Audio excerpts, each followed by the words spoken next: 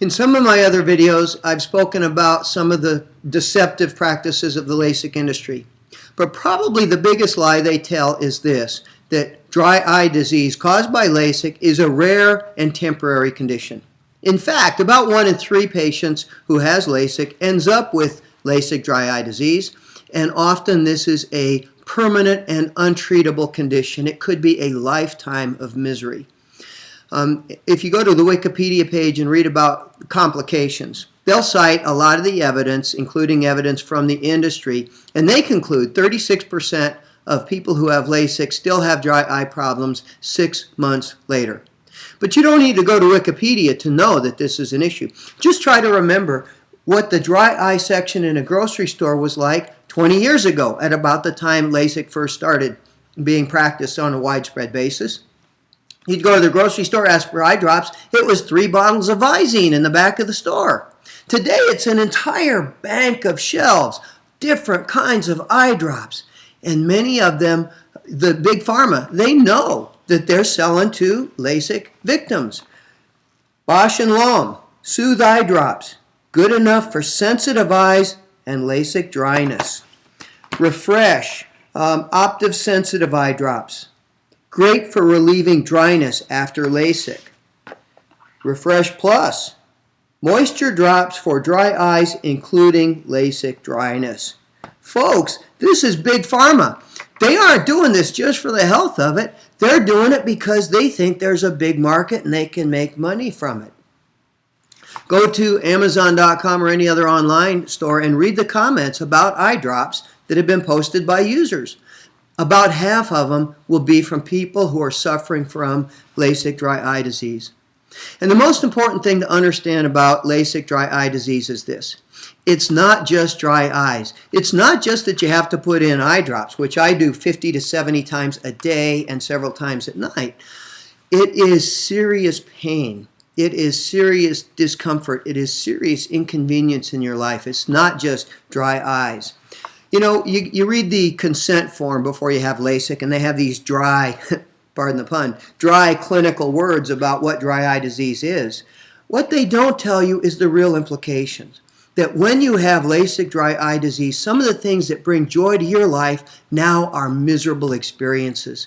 Riding a bike, riding a motorcycle with the wind in your face, riding in a convertible, walking down the beach with the sun and the wind in your face, watching a movie, watching television, working at your computer, reading a book late at night. When you have LASIK dry eye disease, these things that once were joyous experiences can now be physically miserable. If you have to stop and put eye drops in every 5 minutes, if you're always rubbing your eyes, if your eyes always hurt.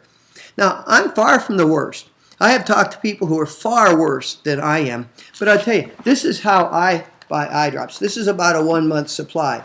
I get them from the pharmacy. I buy eye drops in bulk. As I said, I use them about 50 to 70 times a day. That is not an exaggeration. In fact, that is an understatement. If I didn't have so many meetings and other obligations where I couldn't put eye drops in, I'd use them even far more often. A couple of other things you need to know about eye drops. My LASIK surgeon at the Wolf Eye Clinic told me when I first was being diagnosed with LASIK dry eye disease that I could use any type of eye drop. They were all the same, he said. That's not true. And I could use them as often as I wanted to.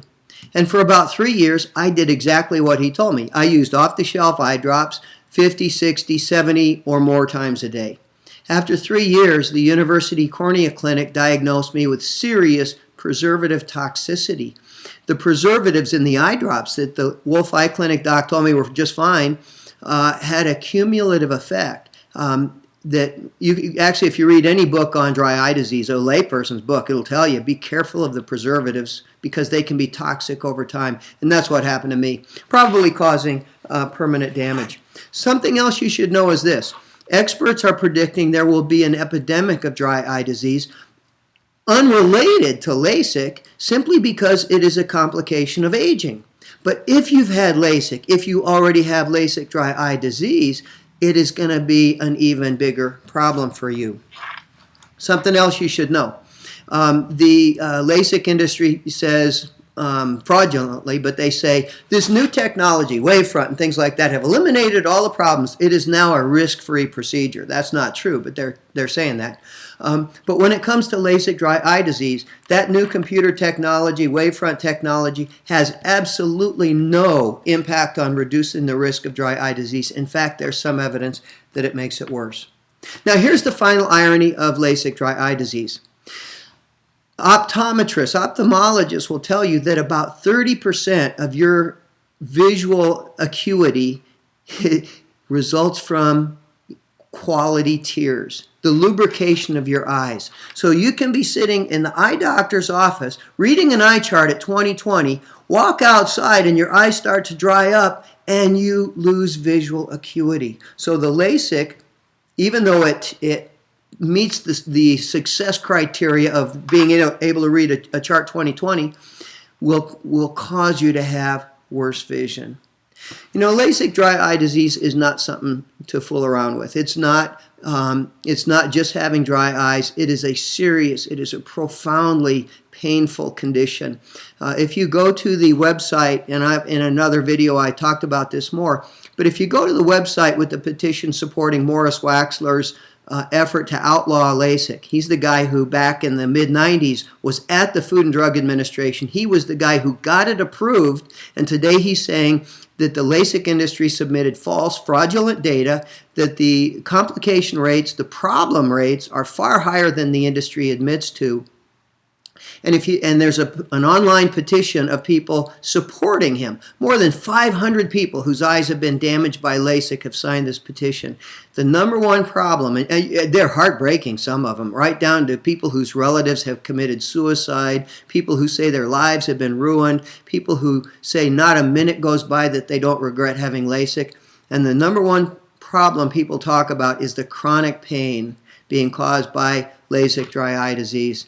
It is a real problem. It is a serious problem. And before you let them cut on your eyes, make sure that you're willing to accept the possible risk that you, like me, may end up using eye drops 40, 50, 70 times a day, that it could interfere with your career, with your personal life, with your hobbies. It could make your life miserable too. Be willing to take that risk before you let them cut on your eyes.